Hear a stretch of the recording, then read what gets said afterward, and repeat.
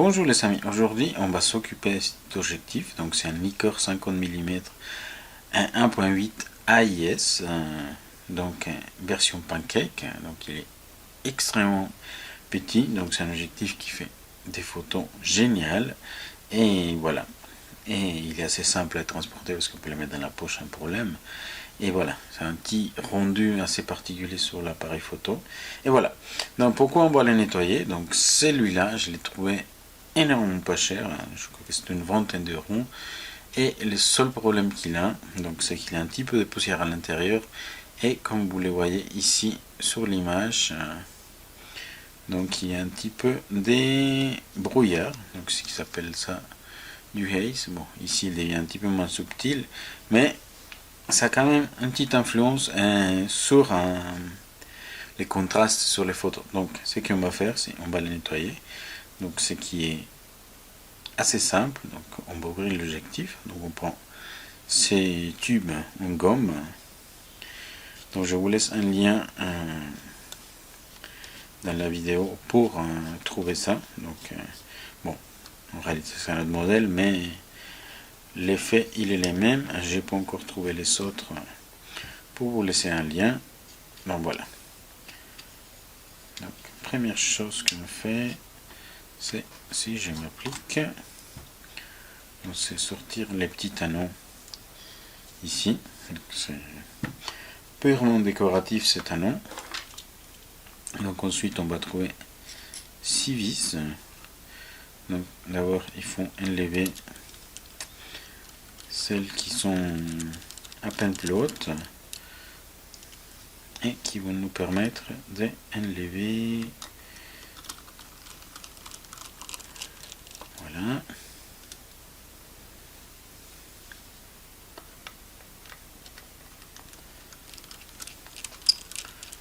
ok, voilà, et ici en enlevant ces 3 vis, voilà, je peux enlever cette bague, et ici comme on voit il y a pas mal de traces d'huile. Donc il est fort probable que l'ancien propriétaire a voulu huiler l'objectif, ou bah je sais pas, il a voulu faire quelque chose, mais c'est plutôt bizarre. Ok, donc ici je suspecte que si j'enlève ces 3 vis, je vais pouvoir sortir les blocs optiques. Donc on va voir qu'est-ce que ça donne.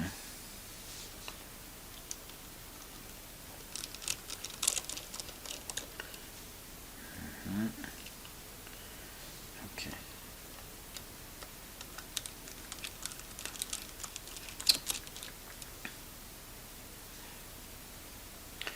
Ok, donc là, je tire. Ah, pas de chance.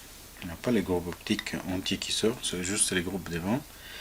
Ça c'est bon, c'est pas de chance, mais en même temps c'est une bonne nouvelle parce que ici on va accéder directement à une des faces à lesquelles on veut nettoyer. Donc ça c'est plutôt la bonne nouvelle. Donc ici, voilà, on voit encore des traces d'huile un petit peu partout. Donc je ne sais pas qu'est-ce qu'il a fait le propriétaire précédent, mais voilà. Il a bien baigné l'objectif dans l'huile. Après on voit un petit peu de saleté qu'on va lever aussi, pas de problème. Donc voilà. Donc vu que les groupes optiques entiers il n'est pas sorti, donc on peut enlever les groupes arrière, on peut éventuellement les nettoyer depuis ici, mais voilà, pour être complet on va les faire depuis l'arrière, donc et on va chercher à les démonter. Donc, pour l'instant je vous dis, je ne sais pas qu'est-ce qu'on va trouver, donc je découvre en même temps que vous. Donc, il faut juste que je prenne le bon tournevis.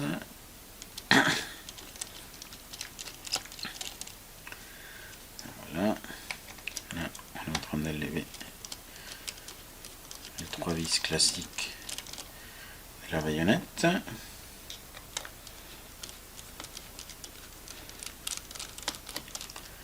Ok, tac. Et ici, bon, sur la baïonnette. Et regardez comment on peut monter cette lentille arrière. Donc ici, il y a une chose à laquelle il faut prêter attention. Ici, ces marques, c'est pour faire les petits clics. Donc je suspecte qu'il se peut qu'il a une bille là derrière. Ah non, c'est pas une bille. C'est juste un petit ressort avec la forme d'une bille ici. Donc voilà, donc il y a certains Sigma, j'ai déjà vu, et ils sont une petite bille. Donc si on ne fait pas attention, on peut la perdre très facilement. Mais ici, on a la chance. C'est beaucoup plus simple, c'est juste un petit ressort qu'on ne risque pas de perdre. Ok, donc ici, je vois tout de suite que mes plans pour enlever ces groupes optiques, ils vont tomber à l'eau parce que c'est un seul bloc optique. Donc voilà, là je vois que cet objectif, en fait, il y a beaucoup de points communs avec son frère qui est la série E, qui présente une même construction. Donc tout est construit autour de cet élément en plastique moulé.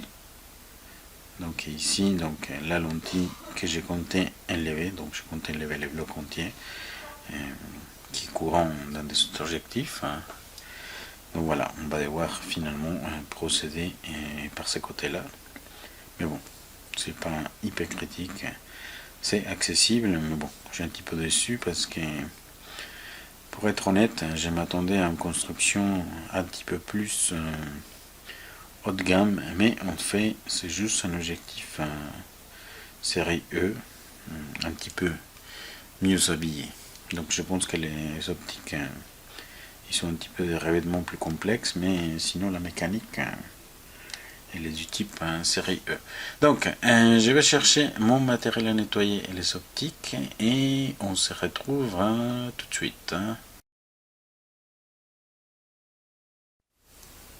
Ok, bonjour les amis, donc je suis de retour, je suis prêt pour nettoyer l'objectif. Donc j'ai ramené les petites choses dont on va avoir besoin pour le nettoyage, donc c'est-à-dire des petits cotons-tiges. Donc on va utiliser ça pour nettoyer l'huile qui est un petit peu omniprésente dans toutes les pièces de l'objectif. Donc ça, on va l'appliquer avec du liquide à briquet.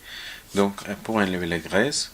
Donc, et ensuite, l'autre matériel dont on va avoir besoin, c'est les liquides pour nettoyer les optiques et les papiers pour nettoyer les optiques. Donc les petits papiers qu'il y a là. Et ensuite, je fais ça toujours en 2 étapes. Donc la première étape, j'utilise de l'alcool ISO que j'ai mis dans cette petite bouteille. Et ensuite, du liquide à nettoyer les optiques. Donc pour faire le nettoyage final. Donc bien sûr, des fois, il faut se reprendre à plusieurs reprises. Mais les résultats, à la fin, il est toujours bien. Donc, je vais faire un exemple, juste de montrer comment on va nettoyer l'huile et l'optique. Donc après, hors caméra, je vais faire les restes de nettoyage parce que c'est toujours quelque chose qui a besoin surtout de la patience. Donc voilà, je commence à enlever les traces d'huile, donc un petit peu omniprésente dans l'objectif. Donc pour ça, je mets dans un coton-tige un petit peu de l'essence à briquet, donc qui va me permettre de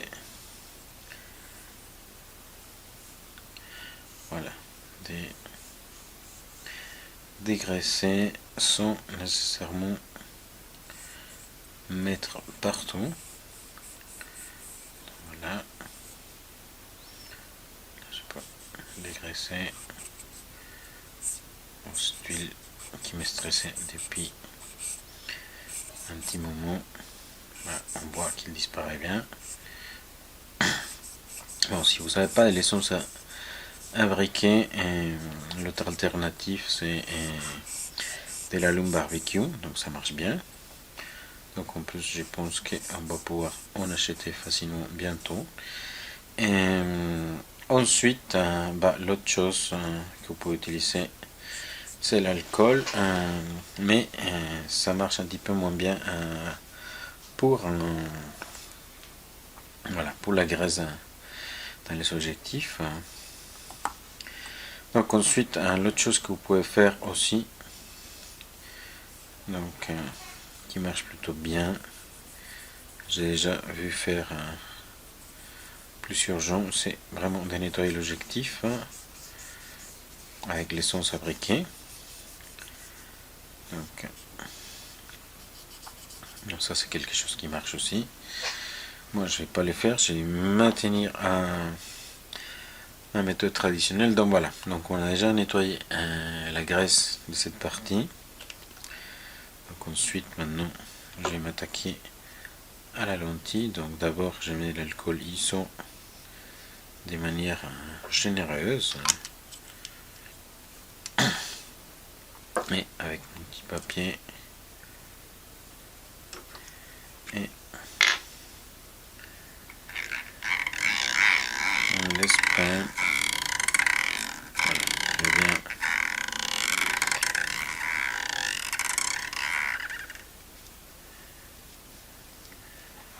nettoyer l'objectif, et ensuite avec mon liquide de finition,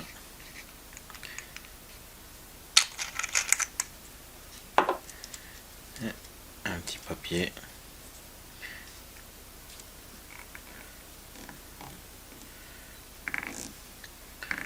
donc voilà, un petit mouvement circulaire, ça vous pouvez les faire avec votre main. Moi j'aime bien utiliser ce petit outil parce qu'il me permet de venir facilement sous les bords et de faire des mouvements circulaires uniformes.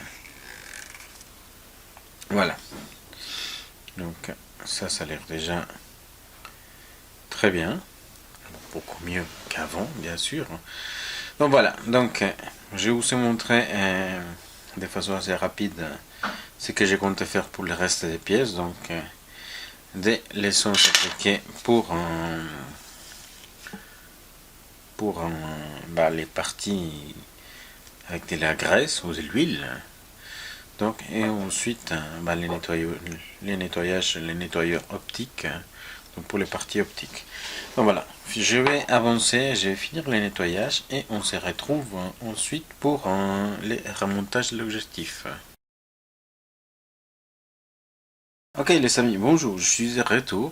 Donc j'ai fait le nettoyage de l'objectif, donc à savoir éliminer la graisse de toutes les parties où il y avait de l'huile, et le nettoyage des optiques, dont ici une qu'on découvre à l'instant. Donc ici, donc comme on a vu, c'était pas possible d'enlever les blocs pour nettoyer la lentille. Donc ce qu'on a fait, c'était un nettoyage en ouvrant cet élément ici.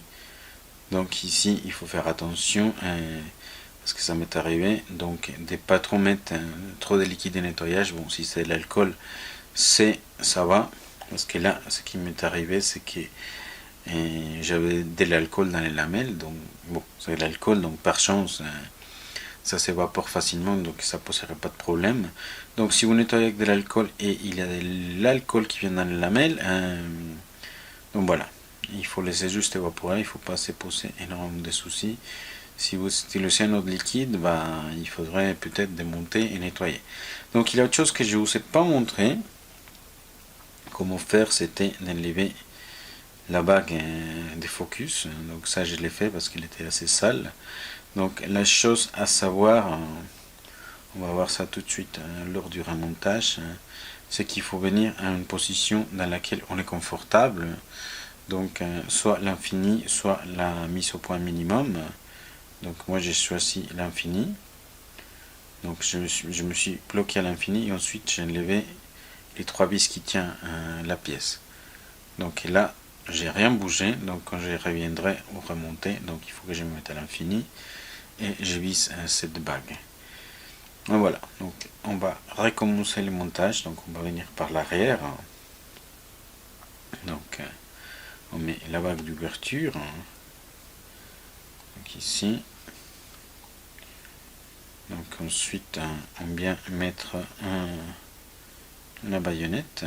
Donc ici vous savez, donc je me suis aligné avec cette petite languette, donc qui bouge l'ouverture. Et ici la même chose, j'ai une autre languette, et là je vais venir la mettre dans les trous qui reçoit cette languette pour faire l'ouverture. Donc et ici ensuite il faut juste que je m'aligne au niveau des trous,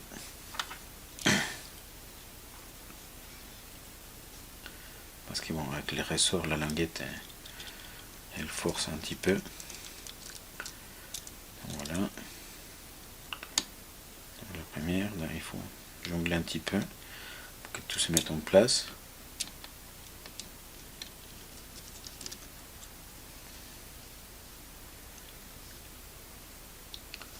Et ok, donc on va bien mettre les 3 vis de la baïonnette.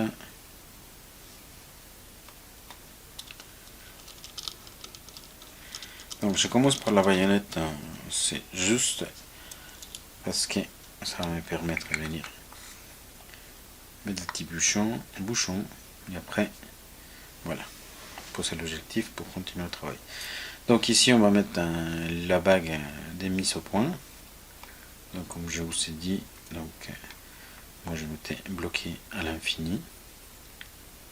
Donc après j'ai juste besoin de venir et rajouter les 3 vis qui la bloquent. Donc et là j'ai pas beaucoup de soucis à le faire. Donc après si voilà, si vous venez démonter la vague de mise au point et vous commencez à jouer avec la position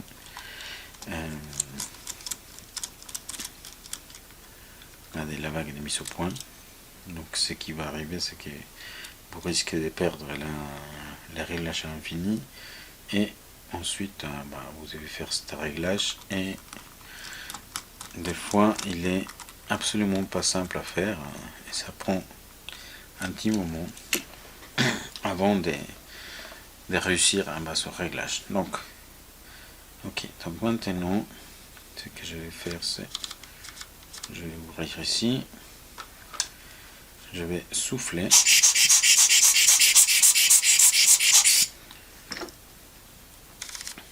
Et voilà, c'est juste pour m'assurer qu'il n'y a rien qui rentrait comme poussière à l'heure du montage.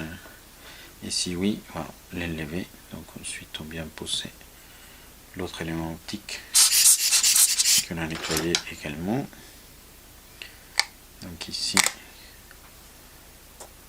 vous avez des trous et des ouvertures, deux à la fois, donc il faut les aligner.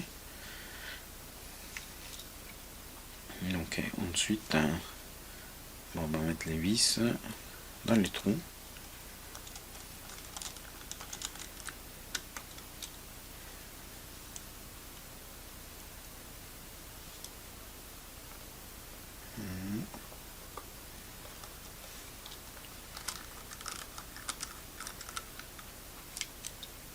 Voilà.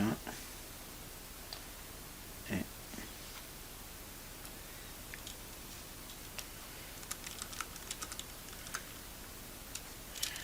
voilà, ensuite on vient mettre la vague ici, donc qui se coince par les trous. On va mettre les 3 vis qui la bloquent.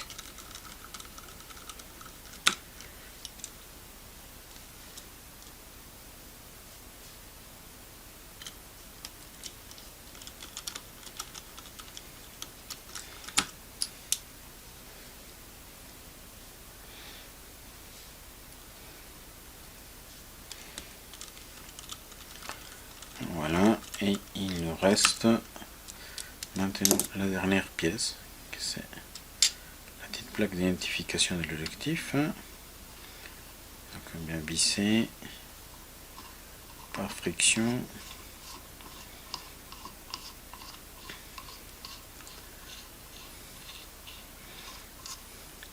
Voilà. Et on a fini l'objectif, donc maintenant il a l'air comme neuf. On a absolument tout nettoyé, éliminé les traces des graisses. Donc voilà, l'objectif est prêt, il est bon pour encore 20 ou 30 ans. Donc voilà, c'était tout ce que je voulais vous montrer aujourd'hui. Comment faire l'entretien d'un Nikkor 50 mm 1.8 AIS Pancake. Donc voilà, c'est fait. Merci de m'avoir regardé et on se voit en une prochaine occasion.